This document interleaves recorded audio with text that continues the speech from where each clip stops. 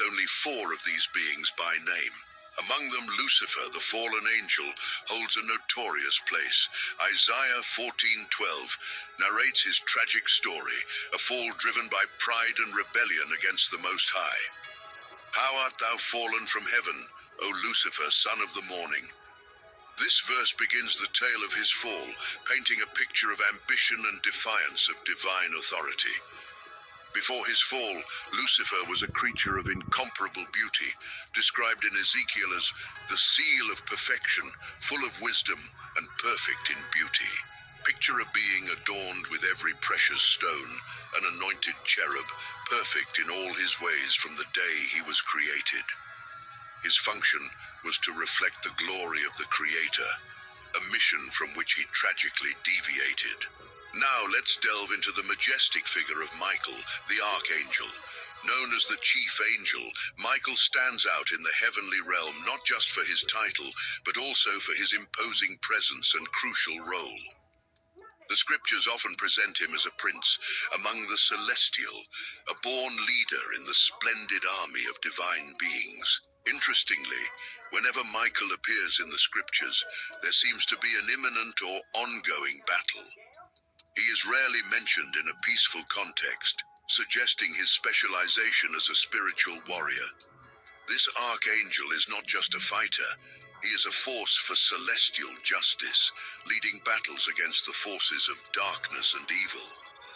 His presence inspires courage and determination, and his skill in spiritual conflicts is unmatched. Michael's role is not confined to ancient times or stories of the past. He is also a central figure in the events that, according to beliefs, will mark the end of times. His involvement in these decisive moments is frequently discussed and anticipated by those who study prophecies and eschatological narratives. Picture Michael armed for celestial battle, his armor shining with the light of divine justice, ready to defend the good and combat the forces of evil. His image evokes not just strength and determination, but also hope, serving as a powerful reminder that, in the spiritual battles of life, we are not alone. In our dive into sacred narratives, we find in Daniel chapter 12, verse 1, a crucial moment where Michael, the great prince, stands up in defense of the people.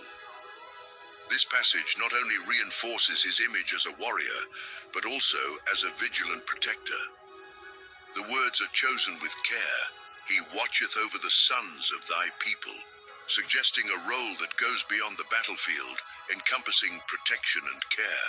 The figure of Michael is also seen in 1 Thessalonians chapter 4, verse 16. Here, Paul describes a powerful scene.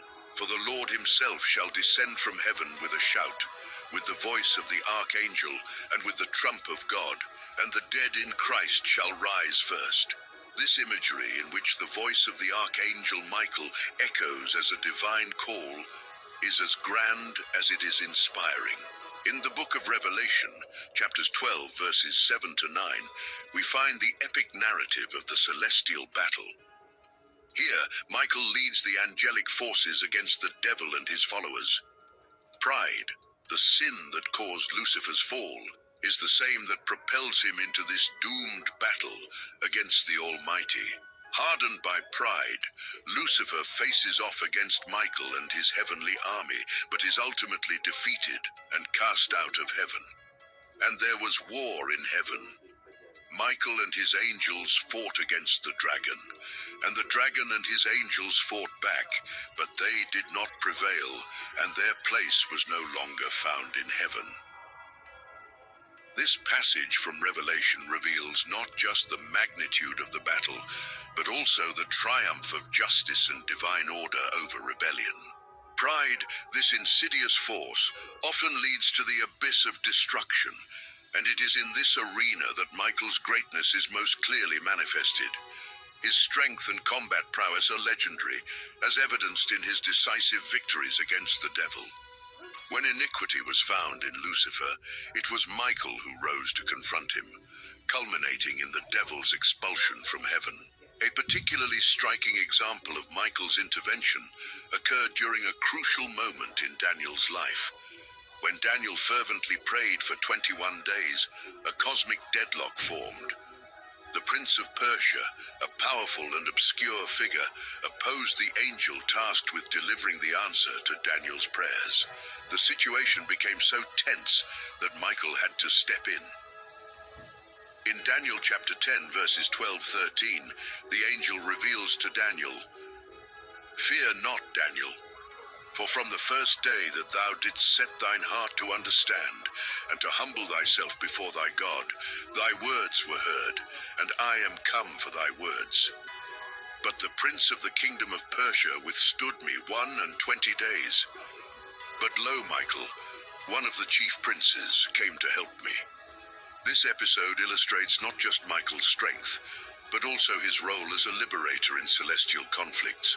Furthermore, in Jude chapter 1 verse 9, we find Michael rebuking the devil in the name of the Lord during the dispute over Moses' body. These narratives underscore his unwavering role as God's warrior, a commander who has never lost a battle. The fact that Michael is an archangel highlights the existence of an order and hierarchy among angels. In Revelation chapter 12 verses 7-9, it was not just Michael who fought against the devil and his angels, but he led the heavenly army, reaffirming his status as their chief commander. It's interesting to note, as revealed in Daniel chapter 10 verse 13, that Michael is described as one of the chief princes, indicating that there are others of similar status in the heavenly realm. While the Bible does not detail more about these other celestial princes, this mention opens up room for imagination about the magnitude and complexity of the hierarchy in heaven. In this context, the figure of the angel Gabriel emerges. If you're familiar with the Christmas story, you'll surely recognize Gabriel as the messenger who announced to Mary her miraculous pregnancy and the imminent birth of Jesus. Gabriel is, in fact, one of only two good angels explicitly named in the Bible, the other being Michael. Although sometimes referred to as an archangel, the Bible never explicitly confers this title upon him, unlike Michael, who is clearly identified as such in the book of Jude. Gabriel's role is distinctly different from that of Michael.